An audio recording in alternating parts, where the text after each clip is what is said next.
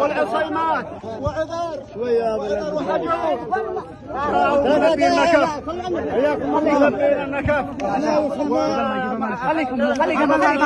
ما حضرت عليها القبائل، واحنا منكم واليكم، واحنا بنادقنا معكم، وهدفنا واحد وراينا واحد وعدونا واحد وهو الحوثي، ليس لنا عدو غيره. فلتجتمع كلمتنا على كلمة سواء، وهي محاربة الحوثي، لأنه اعتدى على الناس الجميع، ولم يعتدي على رجل واحد، وإنما اعتدى على جميع اليمنيين.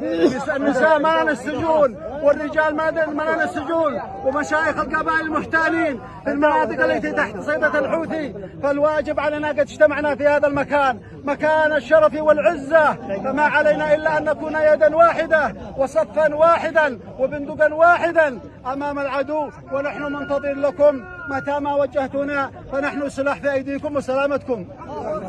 حياكم الله. الحجور هذه الدفعة الثانية، وصلنا بموجب دعوتكم لنا، لأنكم دعيتونا مرتين أو ثلاث. احنا وصلنا اليوم معلنين تكاتفنا ووقوفنا أيضا معكم بكل ما نملك، ومطلوب منكم القرار والإسراع.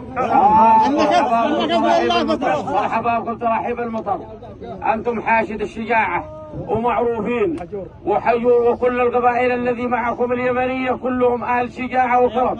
والقبيلة اليمنية ما تعتاز إلى أن حد يذكر بتاريخها، تاريخ عظيم وتاريخ عريق، وإحنا سببا فقط في هذه الجموع، وإلا أمر إلهي قدره الله سبحانه وتعالى. فأنتم يدنا اليمين وأخوتنا، ونعم بكم، ونخبركم بأن الله سبحانه وتعالى معكم، إنكم على حق جميعا. وإن شاء الله أن هذه الفئة الضالة والظالمة قربت نهايتها على أيديكم، وهذا لكم شرف أيها اليمنيون أن تسيطروا على أموركم، وكرامتكم تكون مرفوعة لا يسيطر عليها أحد.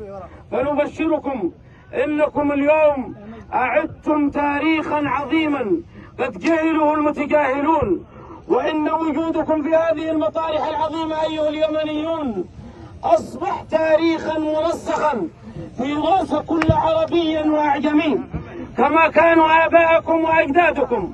فنبشركم أن